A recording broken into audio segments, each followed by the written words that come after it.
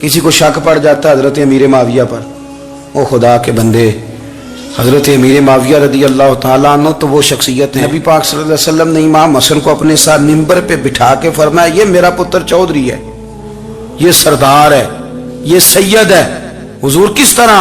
फरमाया जब मुसलमानों की दो जमातें लड़ेंगी तो ये सुलह कराएगा। तो वो हज़रत अमीर माविया की जमात जिसके साथ हज़रत इमाम हसन सुलह करे, तुझे क्यों नहीं कबूल? बिला वजह उलझते हो। बिला कहते जी वो यजीद के अब्बा जी थे। तो नूह अलैहिस्सलाम का बेटा भी तो काफिर था ना, तो काफिर का बाप होने का माना ये है कि आप इल्जाम लगा देंगे? अजीब आप बात करते हैं। कयामत में कोई किसी का बोझ, कुरान ने फैसला कर दिया, कोई किसी का बोझ, यजीद अपने मामलात की जवाब देगा, उसके घर वाले उसकी बातों का जवाब। और जो ये कहते हैं ना कि उनके वालिद माअज़ल्लाह ठीक नहीं थे, वो ये भी लिखते हैं कि यजीद का पुत्र बड़ा ठीक था। यजीद के बेटा है जिसका नाम मुआविया बिन यजीद है। यजीद के बाद लोगों ने तख्त पे बिठाया, 40 दिन उसने हुकूमत की और लोगों से कहने लगा कि मैं इस कुर्सी के काबिल हूं, ना मेरा बाप काबिल था। यजीद का पुत्र फरमाया, ना मैं इस काबिल हूं, ना मेरा अब्बा काबिल था, मैं उस कुर्सी पे कैसे बैठूं जिसके पायों में महबूब की औलाद का खून हो। तलाश कर लो कोई अपना अमीर, 40 दिन के अंदर बंदा तलाश कर लो, मैं इस काबिल नहीं। तुम ये तो लिखते हो उसके बेटे के बारे में, ये क्यों नहीं मानते कि हजरत अमीर माविया के साथ इमाम हसन ने सुलह की? आप बात को समझें। और कुछ इतने बेवकूफ हैं, इतने नादान हैं, उनको कोई और बात नहीं मिलती तो कहते हैं इमाम हुसैन को आना नहीं चाहिए था, हुकूमत बन गई थी, यजीद बैठ गया था, माअज़ल्लाह। पता है हजरत अब्दुल्ला बिन जुबैर क्या फरमाते थे? फरमाते थे हम तो यजीद के खिलाफ उस वक्त निकले कि हमें यकीन हो, ये उस बंदे की बात बता रहा हूं जिसे गुट्टी मेरे नबी पाक ने लवाबे दहन से अता फरमाई। लवाबे दहन से गुट्टी दी रसूल करीम। हजरत अबू बकर सिद्दीक के से हजरत जुबैर बिन अवाम जो हुजूर की पुप्पी के बेटे, उनके बेटे हजरत अब्दुल्ला बिन जुबैर कहते हैं हम तो यजीद के खिलाफ उस वक्त निकले कि हमें डर था, अगर अब भी ना निकले तो आसमान से पत्थर बरसेंगे, कहीं हमें सजा ना मिली। इतना बड़ा मुजरिम और तुम कहते हो इमाम हुसैन को निकलना नहीं चाहिए। तो खराबी होती है मेरे अजीज, खराबी होती। आपको पता है मैं इन मसाइल पर कम बात करता हूँ, लेकिन जरूरी बड़ा समझता हूँ। मैं समझता हूँ ये जरूरी चीजें। मेहरबानी फरमाएं, किसी जगह भी किसी एक के बारे में भी अपने अकीदे में कभी कोई कमजोरी पैदा, कभी ना कोई कमजोरी पैदा, इतनी सी भी बात किसी की सुनना, किसी की करना, जिसका हमारा मनसब ही नहीं। और कुछ और बेवकूफ हैं। मैं यूनिवर्सिटी में था चंद दिन पहले, तो लेक्चर के बाद एक दोस्त मुझे कहने लगे कि मौलवी एक दूसरे के पीछे नमाज नहीं पढ़ते। मैंने उसको कुछ प्यार की दलीलें भी दी, मोहब्बत की। इसको कहते हैं इल्जामी जवाब हमारे उसूल तफसीर में। मैंने उसे कहा कि एक डॉक्टर से दवाई ले लें, दूसरे के पास जाएं तो कहते हैं उसे तो पता ही कोई नहीं, तुम गलत आदमी के पास चले गए। तो इससे आपको टेंशन नहीं होती? ये रोज सियासतदान धमा चौकड़ी मचा रहे होते हैं कि फलाना चोर है, फलाना चोर है, तो इससे नहीं टेंशन, मौलवियों की टेंशन है तुम्हें। कहने लगा जी नहीं, क्यों नहीं नमाज पढ़ते? मैंने उसे कहा यार, और वो मुझे कहने लगा जी आप बड़ी मुस्बत बात करते हैं तो इसलिए मैंने आपसे सवाल किया है। मैंने कहा यार बड़ी सादी सी बात है, अगर तेरी समझ में आ गई तो ठीक है, न भी आई तो मनवाना तो मेरे जिम्मे है भी नहीं, बताना मेरे जिम्मे है। तू ये बता, मैंने कहा तेरे अब्बा जी को, तेरी अम्मा को बंदा काफिर कह गुजरे, कोई मौलवी बहुत बड़ा शेखुल हदीस हो, उसूल तफसीर पे, फिक्र पे, हदीस पे दस्तरस रखता हो और मुस्तहज़र इल्म उस बंदे का, तेरे अब्बे और अम्मा को काफिर कहे, तू नमाज पढ़ता है? कहने लगा नहीं। तो मैंने कहा जो मेरे नबी पाक के माँ बाप को मुशरिक माने। और मैंने कहा अगर तुमने दलील चाहिए होगी तो बंदे मैं तुम्हें दूंगा और बाई नेम दूंगा और मैं उनकी तहरीरें तुम्हें दूंगा।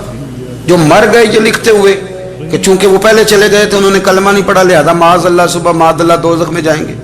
तेरा हौसला पढ़ता है तो पढ़ नमाज, मेरा तो नहीं पढ़ता, मैं कैसे पढ़ूं? और इस कदर कमजोर नजरिए एक आदमी के अपने कलम से लिखता है, अपने कलम से अपनी किताब में लिखता है कि जिस मछली के पेट में हजरत यूनुस ने कुछ दिन गुजारे वो मछली जन्नत में जाएगी। तो शर्म नहीं आती? जिस मछली के पेट में यूनुस चंद दिन रहे वो जन्नत में जाएगी, और जिस माँ के पेट में मदीने वाले रसूल 9 महीने रहे, हया नहीं आती तुझे बात करते? फिर भी समझ ना आए तो हमसे आके अकीदा सुन। हो दुरूद तुझ पे भी आमिना, हो दुरूद तुझ पे भी تیرے لال پر بھی سلام ہو، تیری گود کتنی عظیم ہے، تیری گود کتنی یار آپ مجھے دلیل دینا، میں آپ ہماری ساڑی تے واٹی کونی تے سانجی کے جنال ہونی ہے، ہمارا کسی سے ذاتی رٹا ہی کوئی نہیں، آپ بات کو سمجھیں، لیکن تجھے کوئی اور چیز لکھنے کو ملی کوئی نہیں، تو نے قلم اٹھایا اور تو تکلیف دیتا ہے نبی پاک کو، تو وصیت والدین کو معاذ اللہ یہ لفظ کہہ کے گزر جاتا ہے، اور ان کے نام دیکھو، آمنہ، نام کیا ہے؟ آمنہ، آمنہ نام کافروں جیسا ہے، اور والد کا نام کیا ہے؟ سبحان اللہ، عبداللہ کا معنی ایک کافروں جیسا نام ہے، مات تمہاری ہے، اور کتابیں لکھی جا رہی ہیں اور سیرت لکھی جا رہی ہے اور دلیلیں دی جا رہی ہیں، لوگوں کو خیال ہی نہیں آتا، عجیب فلسفہ ہے۔ 4 اقوال ہمارے بزرگوں نے لکھے ہیں نبی پاک کے والدین کے بارے۔ سب سے پہلے امام سیوطی فرماتے ہیں رسول کریم علیہ السلام نے فرمایا کہ پوری دنیا میں جب کفر رہتا ہے تب بھی 10 لوگ اللہ کی توحید پر ہمیشہ قائم رہتے ہیں، یہ نہیں ہو سکتا کہ ساری دنیا کفر سے بھر جائے۔ فرماتے ہیں میرے محبوب کے والدین بھی ان 10 لوگوں میں شامل ہیں، حضور کے والدین بھی ان۔ اور دوسرا قول آپ فرماتے ہیں نبی پاک کے والدین زمانہ فطرت پہ تھے۔ زمانہ فطرت وہ زمانہ ہوتا ہے جس کے اندر نبی نہیں ہوتا، تو لوگ جس دین کو بہتر سمجھتے ہیں اللہ کی توحید کے ساتھ اس پر عمل کرتے ہیں تو ان پر کوئی مواخذہ۔ اور تیسری بات یہ کہ نبی پاک کے والدین حضرت ابراہیم کی ملت پر تھے، حضرت ابراہیم کے دین پر تھے، اور حضرت ابراہیم کا وہ دین ہے جس کو قرآن کہتا ہے کہ وہی دین ابراہیمی دین محمدی ہے صلی اللہ علیہ وسلم، وہی دین محمدی ہے۔ اور چوتھی بات اس کو علامہ ذہبی نے لکھا، علامہ خفاجی نے لکھا، قاضی اعجاز نے لکھا، محدثین نے لکھا، حدیث کی راوی سیدہ عائشہ صدیقہ ہیں رضی اللہ تعالیٰ عنہ، کہتی رات کو میں اٹھی تو میں نے نبی پاک صلی اللہ علیہ وسلم کو روتے ہوئے دیکھا۔ یا رسول اللہ کیا ہوا؟ فرمایا میں نے رب کریم کی بارگاہ میں عرض کی تھی یا اللہ میرے ماں باپ کو زندہ کر دے تاکہ وہ میرا کلمہ پڑھ لیں، ہے تو وہ پہلے بھی دین فطرت پر انہیں کنتم خیر امت ان کا اعزاز بھی نصیب ہو جائے۔ تو ہمارے ہاں زیادہ تر لوگ بات اس لیے سیکھتے ہیں کہ میں کوئی کہیں سے مسئلہ سیکھوں گا پھر جا کے اپنی مسجد کے امام کو تنگ کروں گا، تو وہاں تو میں یہ سن کے آیا ہوں تو یہاں یہ کام کیوں نہیں ہوتا، میں کوئی بات سیکھوں گا تو پھر میں اس سے بحث کا دروازہ کھولوں گا۔ علم کا مطلب ہی اپنے آپ کو سنوارنا ہے، معلومات حاصل کرنے کا مطلب یہ کہ آپ کے عمل میں پختگی آئے، آپ کے کردار میں پختگی آئے، آپ نے جو سیکھا ہے آپ اس کے مطابق اپنے آپ کو ڈھالیں۔ مسلم شریف میں موجود ہے نبی پاک صلی اللہ علیہ وسلم نے دعا مانگی ہے، اے اللہ میں اس علم سے تیری پناہ مانگتا ہوں جو علم تو ہو پر نفع والا نہ ہو۔ جس بندے کے علم نے اسے نفع نہیں دیا، وہ کچھ سیکھ نہیں سکا اس سے، تو اس کا علم کسی کو کیا نفع دے گا جب خود سے اس نے۔ اور صوفیہ کرام تو فرماتے ہیں کہ جو لوگ بڑی معلومات حاصل کر لیں، بڑی باتیں سیکھ لیں، پنچایت میں کسی کو بولنے نہ دیں، گھر میں کسی کو بولنے نہ دیں، بہت سارے لوگ تو علماء کو بھی مشورہ دیتے ہیں، بڑی باتیں کرے لیکن عمل کے لحاظ سے بندہ زیرو ہو تو اہل دل فرماتے ہیں اس کی صحبت سے بچو۔ اسے بڑا پتہ ہے، بڑی باتیں آتی ہیں، بڑی باتیں آتی ہیں، بڑی باتیں کرتا ہے، لیکن گفتگو کی حد تک تو بہت بڑا ہے، عمل کے معاملے میں صفر ہے۔ بہت سارے لوگ مسجد کے حجرے میں میٹنگ ہو رہی ہوتی ہے اور وہ لمبی لمبی دلیلیں اور مشورے دے رہے ہوتے ہیں، نماز کا ٹائم آ جائے تو اٹھ کے چلے جاتے ہیں، کہتے ہیں میں اپنے محلے دی مسجدیں پڑھنی ہے، کئیوں کو کام یاد آ جاتا ہے۔ فرمایا کہ شخص کے پاس معلومات بڑی ہوں لیکن عمل کے معاملے میں بندہ زیرو ہو تو اسے بچنا کیوں؟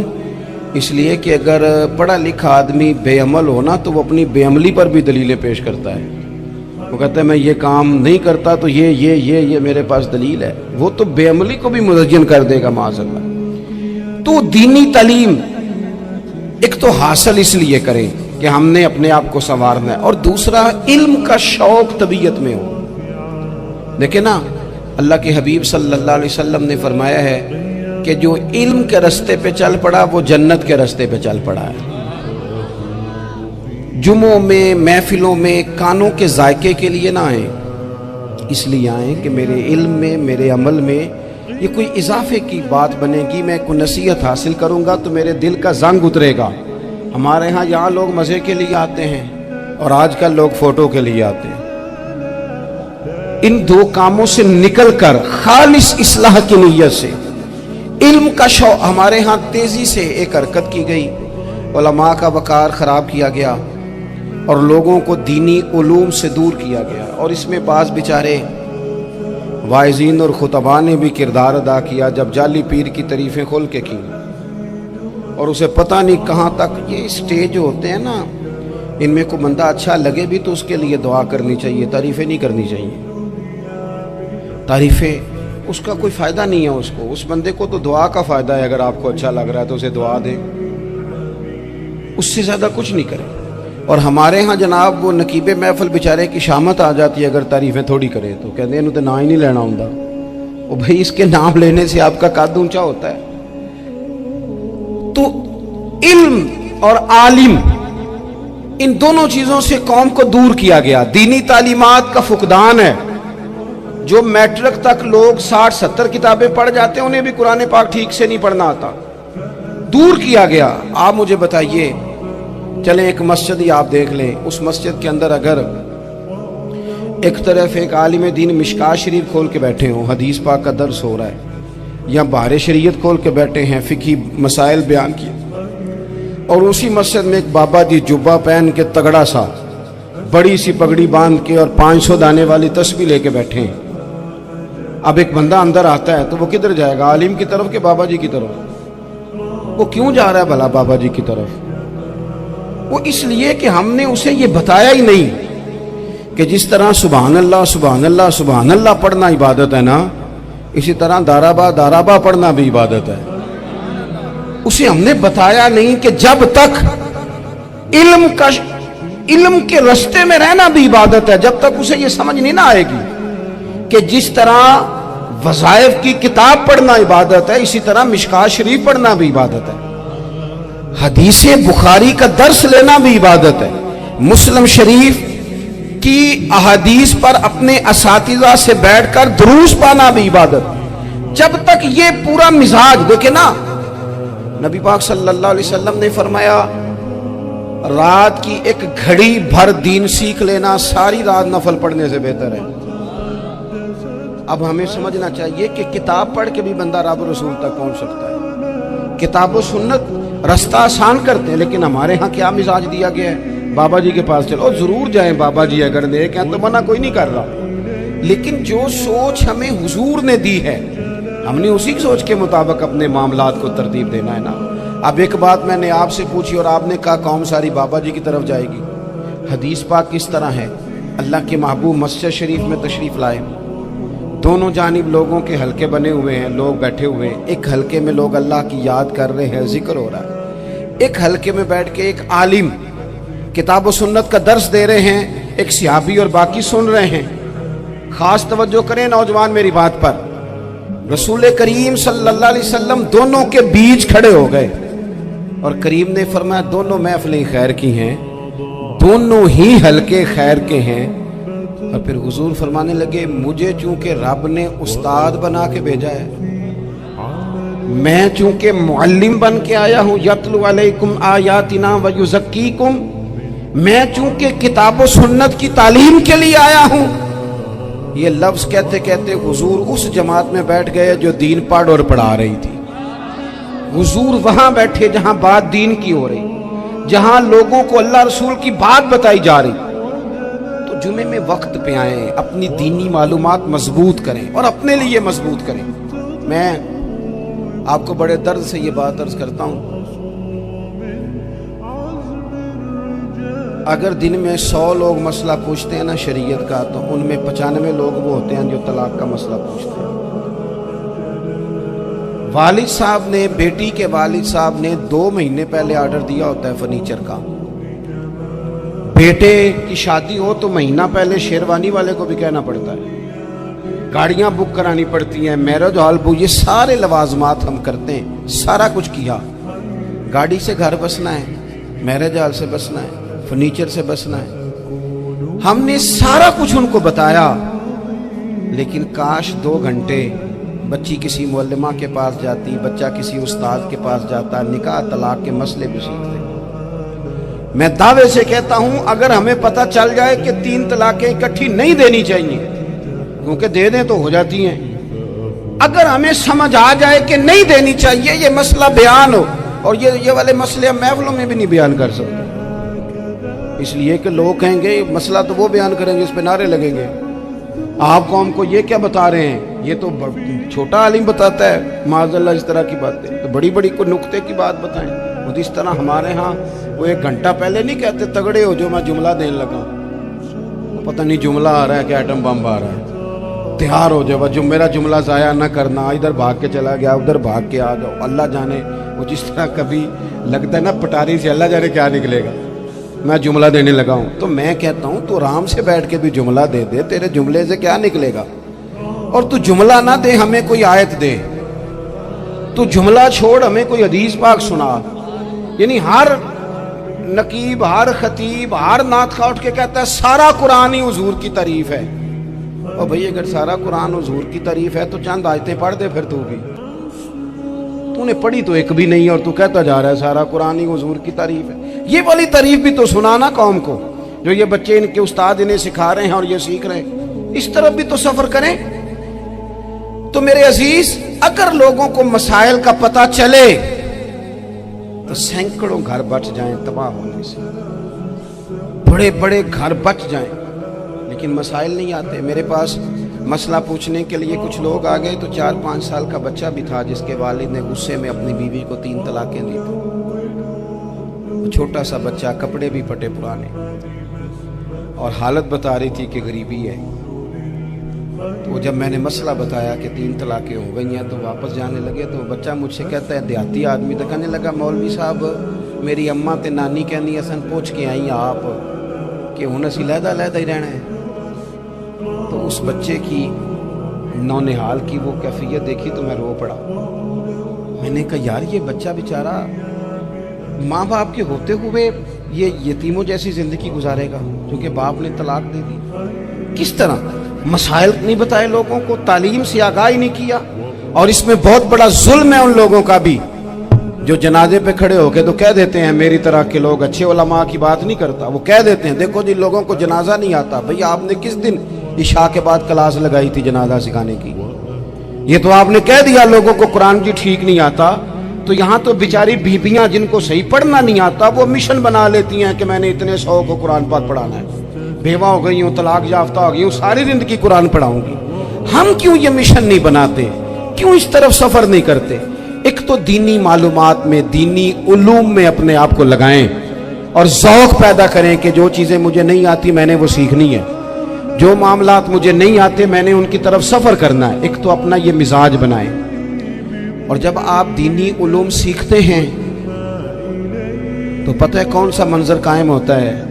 منظر وہ بنتا ہے کہ حضرت ابو ہریرہ بھی دین سیکھا کرتے تھے، حضرت عبداللہ ابن عمر بھی اصحاب صفہ میں رہا کرتے تھے، حضرت انس بن مالک بھی رہا کرتے تھے، اور ایسا منظر بنتا ہے کہ حضرت سیدہ خدیجہ الکبریٰ رضی اللہ تعالیٰ عنہ فرماتی ہیں سیدہ فاطمہ حضور کی گود میں بیٹھی ہوتی تھی اور نبی پاک سے باتیں پوچھتی تھی اور حضور انہیں بتا رہے ہوتے تھے، سیدہ عائشہ حضور سے دین کی باتیں پوچھتی۔ چوتھا حصہ ہماری فقہ کے اصول حضرت فاطمہ کی، حضرت عائشہ صدیقہ کی مرویات پر مبنی ہے۔ اگر ہماری بچیاں چھوڑ دیں ڈائجسٹ پڑھنا، چھوڑ دیں ادھر ادھر کی مووی دیکھنا، اور وہ کتاب و سنت پر آ جائیں تو بہت سارے مسائل ایسے ہیں جو الجھنے سے پہلے ہی سلجھے ہوئے ہوں۔ دینی تعلیم کا مزاج اور ذوق۔ اور دوسری آیت کریمہ میں نے تلاوت کی، اللہ کریم نے قرآن مجید میں فرمایا یا ایھا الذین آمنوا قوا انفسکم واہلیکم نارا، اے ایمان والو خود بھی دوزخ کی آگ سے بچو اور اپنے گھر والوں کو بھی بچاؤ۔ او والد، وہ ماں جو بچوں کو بھوک سے بچانے کے لیے محنت کرتی ہے، ان کو مایوسی سے بہت سارے ماں باپ ایسے ہوتے ہیں جن کے پاس کپڑے لینے کے پیسے نہیں ہوتے عید پہ، کیوں؟ عزیز بھائی جس طرح ہم اپنے بچوں کو دیکھیں، بہت سارے ماں باپ کے پاس گنجائش نہیں ہوتی، لیکن اس نیت سے کہ بچوں کے دل ٹوٹ جائیں گے، عید پہ کیسے گزارا کریں گے، مشکل سے بھی کپڑے خرید کے دیتے۔ اس طرح ہم اپنے بچوں کو بھوک سے، پیاس سے، مایوسی سے بچاتے ہیں، اس طرح ہمارے رب نے ہمارے ذمے لگایا ہے کہ تم اپنے بچوں کو کوشش کرو دوزخ کی آگ سے بچانے کی۔ حضرت عمر فاروق رضی اللہ تعالیٰ عنہ نے عرض کیا تھا، یا رسول اللہ صلی اللہ تعالیٰ علیہ وسلم، اس آیہ کریمہ کا معنی کیا ہے؟ تو محبوب کریم علیہ السلام نے فرمایا، عمر، جن چیزوں کا اللہ تمہیں حکم دیتا ہے تم اپنے گھر والوں کو ان چیزوں کا حکم دو، جن چیزوں سے رب رسول تمہیں منع کرتے ہیں اپنے گھر والوں کو ان سے روکو، اپنے گھر کے اندر نفاذ دین کرنے کی کوشش کرو۔ میرے بھائی، بہت زیادہ آزمائش ہے ہمارے گھروں میں، بے چینیاں ہیں، اضطراب ہے، بچوں میں سختی ہے،